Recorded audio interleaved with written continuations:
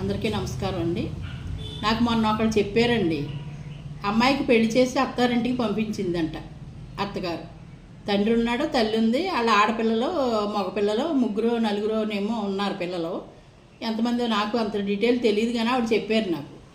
ఎలా అంటే అత్తారింటికి వచ్చిన తర్వాత అంట అల్లుడు వెళ్ళాడు అనుకోండి అత్తారింటికి, ఇదిగో నువ్వు మీ అమ్మగారికి ఎందుకు గొలుసులు అయ్యి ఉంగరాలు గొలుసులను అవి నువ్వు వేసుకురావచ్చు కదా, నువ్వు వేసుకొచ్చి ఉంటే మా అల్లుడు గొప్పగా ఉన్నాడని చుట్టుపక్కల వాళ్ళు అనుకుంటారు కదా అందంట అబ్బాయితోటి.